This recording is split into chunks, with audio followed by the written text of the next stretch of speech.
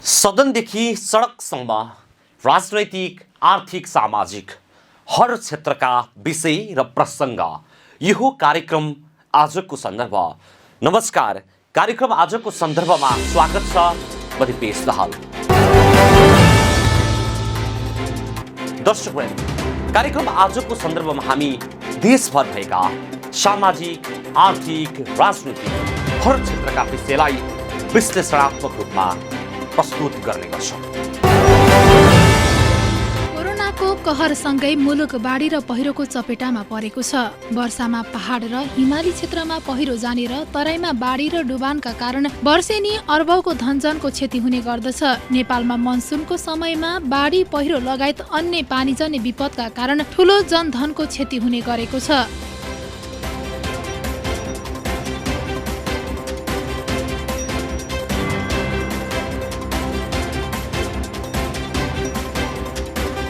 बाढी पहिरोको प्रक्रिया आजभोलि मात्र चलेको वा चल्ने प्रक्रिया होइन। यो वर्षौंदेखि चल्दै आएको र निरन्तर नै चलिरहने नितान्त प्राकृतिक प्रक्रिया हो। नेपालमा बाढी र पहिरो जनधनको क्षति गर्ने प्रमुख प्राकृतिक प्रकोप हुन्। यिनीहरूको मुख्य कारण विशेषतः भूगर्भको कमजोर संरचना, भौगोलिक बनावट तथा यहाँको जलवायुको प्रकृतिसँग सम्बन्धित छ। वर्षा सुरु भएपछि मकवानपुरका विभिन्न क्षेत्रमा पानीले वितण्डा मचाउने गर्दछ। बाढी पहिरोको जोखिम उच्च भएको जिल्ला मध्ये एक हो मकवानपुर। मकवानपुरको हेटोडामा कर्रा, सामरी र कुख्रेनी खोला मिसिएपछि पानीको बहाव निकै बढ्ने गर्दछ। ती सबै पानी मनहरीको राप्ती खोलासम्म पुग्दा सम्हाल्नै नसकिने स्थिति पैदा हुने गर्दछ। हेटौडाको कुख्रेनीमा बाढी आउँदा पूर्वी क्षेत्रमा पानी पर्यो भने सामरी भरिन्छ। उत्तरमा पानी पर्दा राप्तीमा बाढीले त्रासदी मचाउँछ। साना ठुला खोला मिसिने राप्तीमा मकवानपुरको जुन क्षेत्रमा पानी पर्यो भने पनि बाढी निश्चित जस्तै देखिन्छ।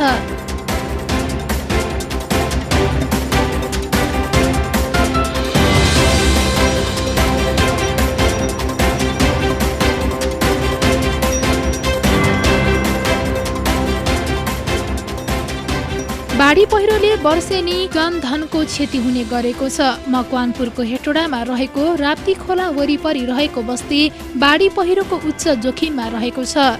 हालको अवस्थामा यस वर्ष राप्ती खोला वरिपरि जनधनको क्षति भइ नसकेको भए पनि जोखिम निम्तन सक्ने प्रचुर सम्भावना रहेको छ। सडक निर्माण गर्ने भनेर डोजरले बस्ती नजिकका जाली भत्काएपछि झन बाढी पहिरोको जोखिम उच्च रहेको राप्ती खोला नजिकका बासिन्दाहरूले बताएका छन्। स्थानीय निकायले पनि वास्ता नगरेपछि राप्ती नजिकका बसोबास गर्ने बासिन्दाहरू चिन्तित बनेका छन्। सरकारले व्यवस्था गरेपछि बासिन्दाहरू आक्रोशित बनेका छन्।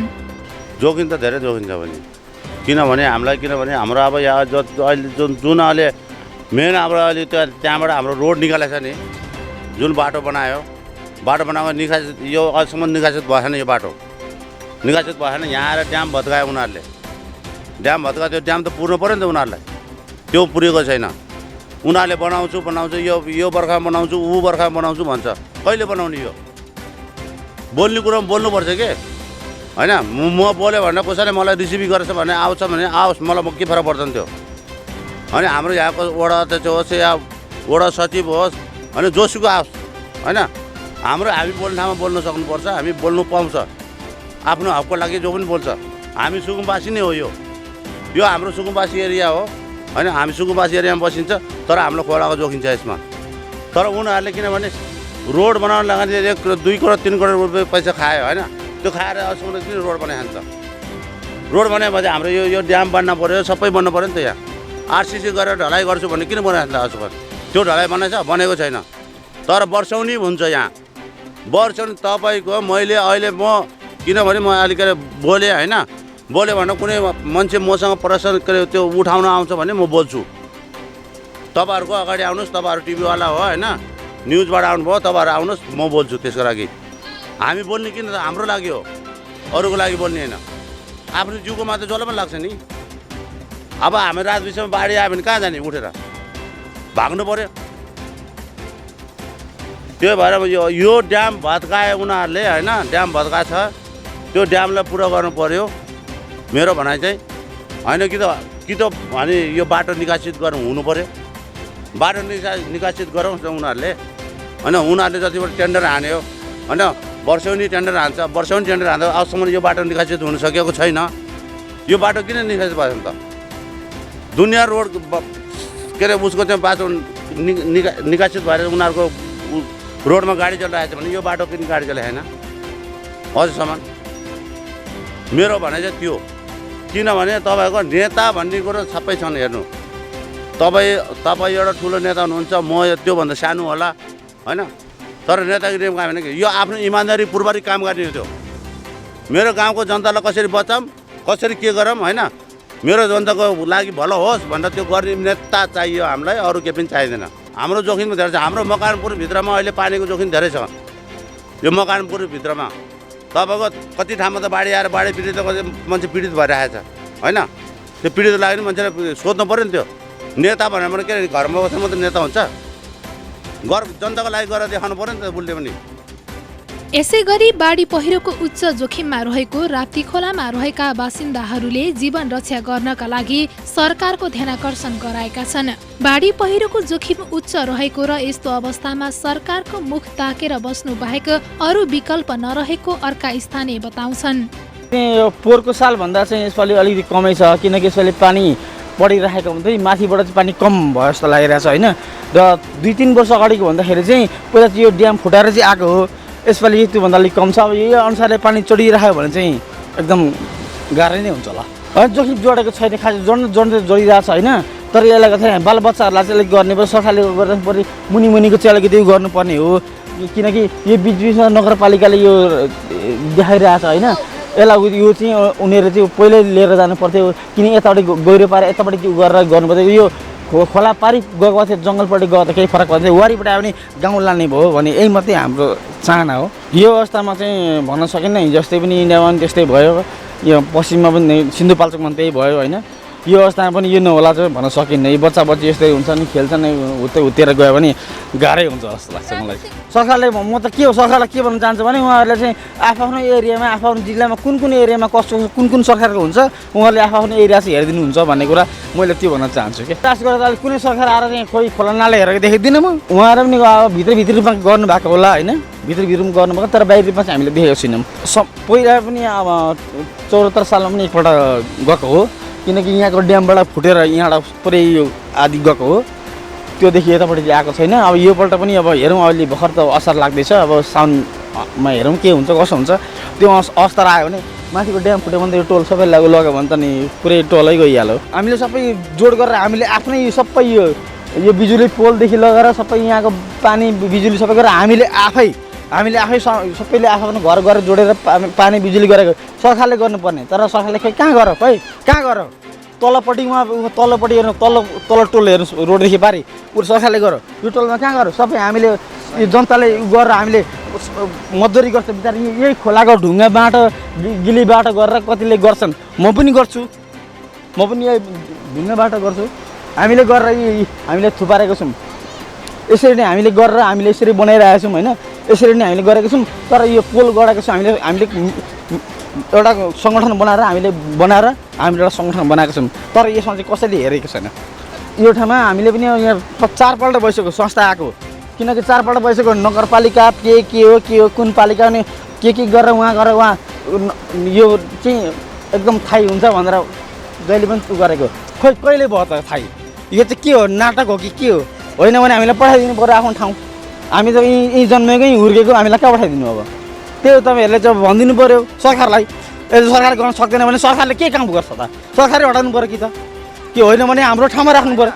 यसै गरी हेटौडाको कराखोला वरिपरि रहेका बासिन्दाहरूमा पनि बाढी पहिरोले उच्च जोखिम निम्त्याउन सक्ने प्रबल सम्भावना रहेको छ। कराखोला नजिक रहेको क्याम्पडाँडाका बस्तीहरूमा पनि बाढी पहिरोले असर पुर्याउन सक्ने प्रबल सम्भावना रहेको छ। यसै गरी सबै स्थानीय तहहरूमा विपद व्यवस्थापन समिति रहेको र विपद व्यवस्थापनको लागि प्रतिकारी योजना पास गरिएको जिल्ला समन्वय समिति मकवानपुरका प्रमुख रघुनाथ खुलालले बताउनु भएको छ। विपद विपदबाट जोगिनको निम्ति विपद आउन अघि गर्नुपर्ने सचेतनाका कुरा र विपद आइहाले पनि जनधनको क्षति हुनबाट न्यूनीकरण गर्नको लागि आवश्यक पर्ने सामानहरूको व्यवस्था गरिएको उहाँले बताउनुभयो। उहाँले पहिरोको जोखिम क्षेत्रमा बसोबास गर्ने समुदायलाई सतर्क रहन र सुरक्षित भएर बस्न आग्रह गर्नुभएको छ। सरकारले सकेसम्मको उपाय अपनाएर विभिन्न प्रयत्नहरू गरेको र सर्वप्रथम आफू सुरक्षित रहनुपर्ने उहाँले बताउनुभयो। हरेक वर्ष यो बाढी पहिरो आउँछ बर्खामा, खास गरी चाहिँ यो मनसुन सुरु भइसकेपछि आउँछ भनेर पनि कुरा हामी सबैले बुझेका छौँ। एक दोस्रो कुरा, हामी सबै जिल्ला स्तरमा र स्थानीय तहहरूमा पनि यो बाढी पहिरोको जोखिम जब पर्छ, खास गरी दैविक प्रकोप हो, यसमा यो विपद व्यवस्थापन समिति जिल्लामा छ र यस्तै गरेर सबै स्थानीय तहहरूमा विपद व्यवस्थापन समिति छ। स्थानीय तहमा निर्वाचित प्रमुखको नेतृत्वमा हुन्छ, जिल्लामा प्रमुख जिल्ला अधिकारीको नेतृत्वमा विपद व्यवस्थापन समिति हुन्छ र त्यसले हरेक वर्ष विपद प्रतिकारीय योजना निर्माण गर्छ। त्यस्तै गरी स्थानीय तहहरूले पनि त्यो जिल्लाको योजना अनुरूप सबै स्थानीय तहहरूले आफ्नो ठाउँमा विपद प्रतिकारीय योजना निर्माण गर्छन्, पास गर्छन्। त्यो पास गरेको आधारमा त्यसलाई कार्यान्वयन गर्नको निम्ति चाहिने चिजहरू खोज्ने काम हुन्छ। स्वाभाविक रूपमा यसपालि पनि विपद व्यवस्थापन समिति जिल्लाको र स्थानीय तहहरूको सबैको बैठक बसेको छ र प्रतिकारीय योजना पनि पास गर्नुभएको छ।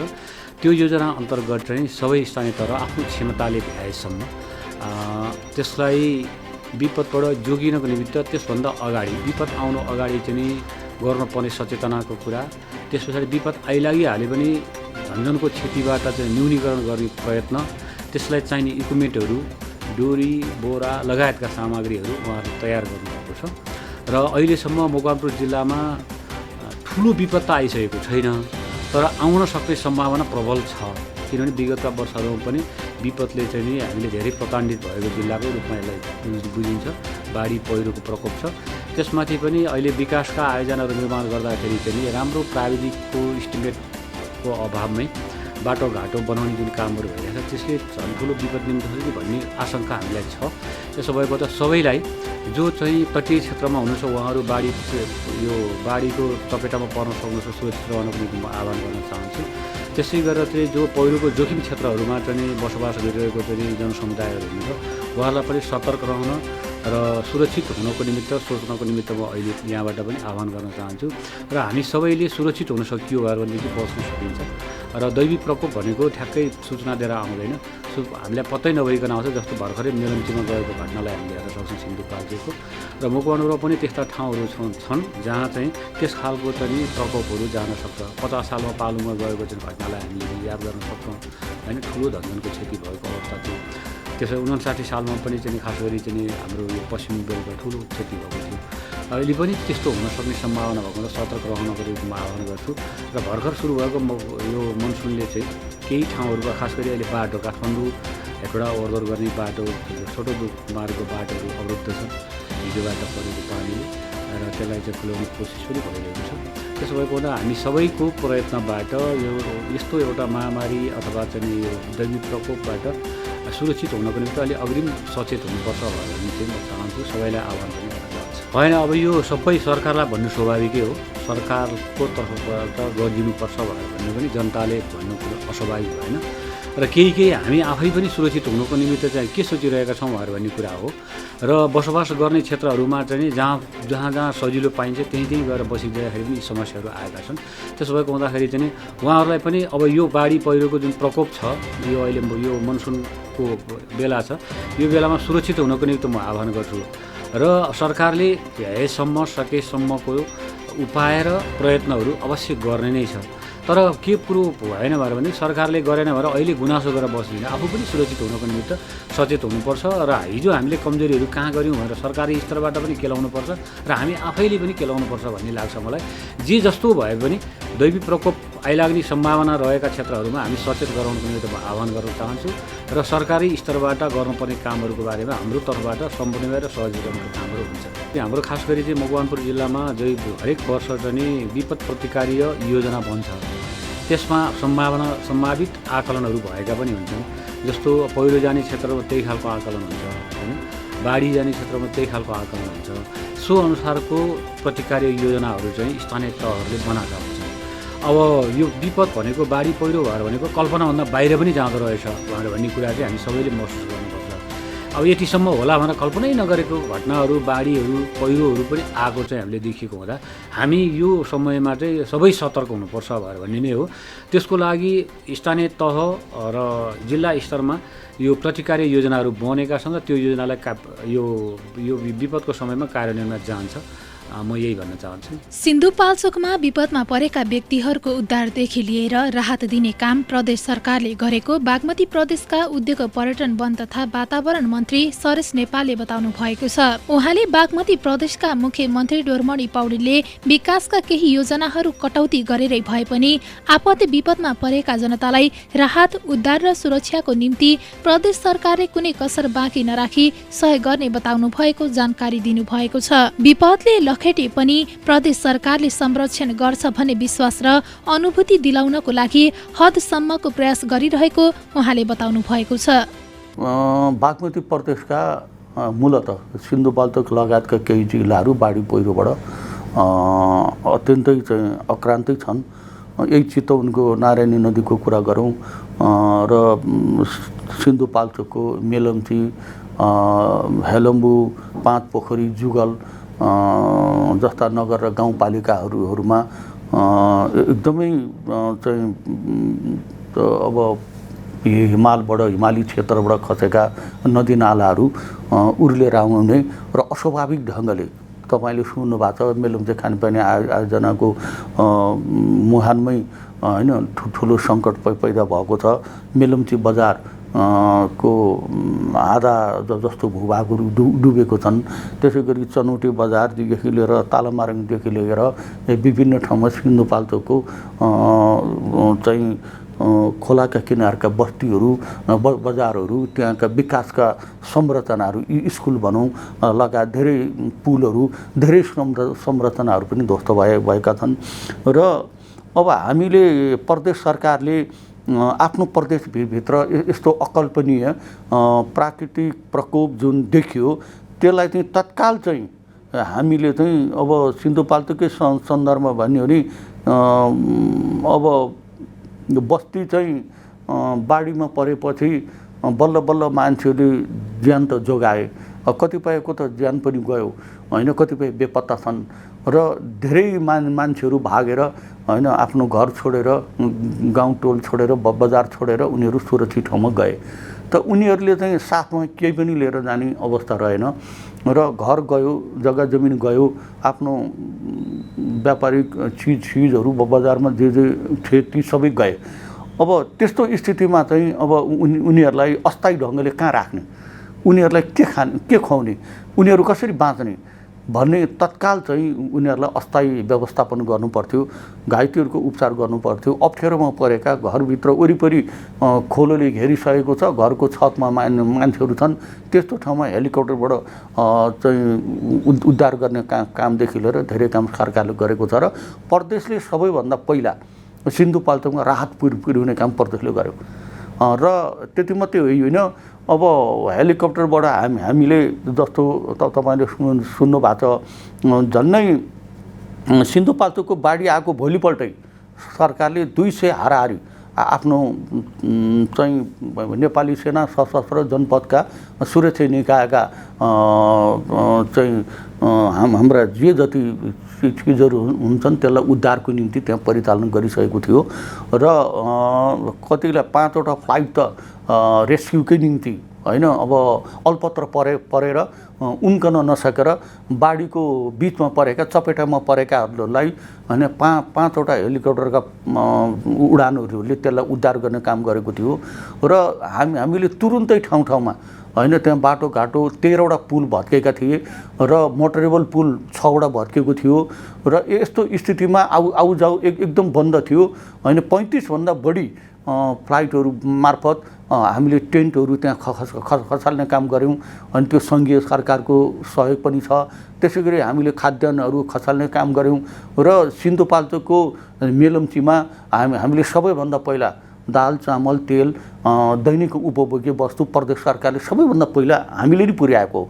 त्यसपछि अरू सङ्घ संस्था अनि अन्य निकायहरूले त्यहाँ पुर्याएका हुन् र भोलिपल्टै हामीले होइन त्यस्तो सङ्कटमा परेका अप्ठ्यारोमा परेका समुदायलाई चाहिँ हामीले तुरुन्तै राहत पनि लग्यौँ र पहिलोचोटि हेलम्बुमा स्थलगत ढङ्गले होइन पाल टेन्टहरू पुर्याउने काम हामीले गऱ्यौँ, हाम्रै सरकारले गऱ्यौँ र अब त्यस्तो स्थितिबाट चाहिँ हामीले उद्धारमा हामी जोडेका हौँ। अहिले त्यहाँको जिल्ला विपद व्यवस्थापन समितिसँग मान्छे बितिसकेपछि क्रिया खर्च दिनेभन्दा बाहेक त्यहाँ के पनि खर्च थिएन। हामीले त्यस्तो सिन्धुपाल्चोकको जिल्ला विपद व्यवस्थापन समितिलाई 1 करोड तत्काल उपलब्ध गराउने काम गऱ्यौँ। त्यहाँ नदी कटान तीव्र थियो, स्कुलहरू खसालिरहेको थियो होइन। कतिपय तपाईँले सुन्नु भएको छ चनौटेको रातो पुल बगुनी स्थितिमा थियो, चनौटे बजारै ध्वस्त हुने अवस्थामा थियो। त्यो सबै परिस्थितिमा पनि नदी नियन्त्रणको लागि भनेर हामीले बजेटहरू पठाएका छौँ र गाउँपालिका नगरपालिकाहरूलाई पनि सक्रिय बनाउने काम गरेका छौँ। उनीहरूलाई पनि स्रोत साधनको कमी छ भने तपाईँहरूले भन्नुहोस्, प्रदेश सरकारले के सहयोग गर्नुपर्छ त्यो हामी गर्न तत्पर छौँ भनेर भनेका छौँ। हाम्रो मुख्यमन्त्री माननीय डोरमणि पौडेलले हामी विकासका केही योजनाहरू कटौती गरेर भए पनि आपद विपदमा परेका जनतालाई राहत उद्धार र उहाँहरूको सुरक्षाको निम्ति प्रदेश सरकारले कुनै कसर बाँकी नराखिकन सहयोग गर्छ भनेर प्रभावित क्षेत्रमा आफै उभिएर उहाँले आफ्ना अभिव्यक्तिहरू प्रदेशका धारणाहरू सार्वजनिक गर्नुभएको छ। प्रदेश सरकारका चाहिँ बाढी पहिरो पीडित समुदायलाई उहाँले सम्बोधन गर्नुभएको छ र हामीहरू पनि पटक पटक पुगेका छौँ र हाम्रा सांसदज्यूहरू पुग्नु भएको छ र प्रदेश सरकार बाढी पहिरो क्षेत्रमा पीडितहरूको नजिक छ, पीडितहरूसँगै छ र पीडितहरूको व्यथा कथा आपद विपद पीडितहरूसँगै बसेर होइन उहाँहरूको चाहिँ दुःख पीडालाई चाहिँ मलमपट्टि लाउने र उहाँहरूको के काम गरे भने होइन उहाँहरूलाई सरकार छ भन्ने अनुभूति हुन्छ। मेरो संरक्षक छ, मेरो अभिभावक छ, म एक्लो छैन, प्रकृतिले मलाई विपदले मलाई लखेटे पनि मलाई मेरो सरकारले संरक्षण गर्छ, प्रदेश सरकारले संरक्षण गर्छ भन्ने विश्वास त्यस्तो अनुभूति दिलाउनको निम्ति हामीले हर सम्भव प्रयासहरू अगाडि बढाइरहेका छौँ। मनसुनजन्य विपदबाट हुने क्षति न्यूनीकरण गर्न तिनै तहका सरकार, राष्ट्रिय अन्तर्राष्ट्रिय गैर सरकारी निकाय, विकास साझेदार एवं निजी क्षेत्र र समुदाय एकजुट भएर काम गर्न जरुरी छ। अवस्था कार्यक्रम आजको सन्दर्भ आजलाई यति नै।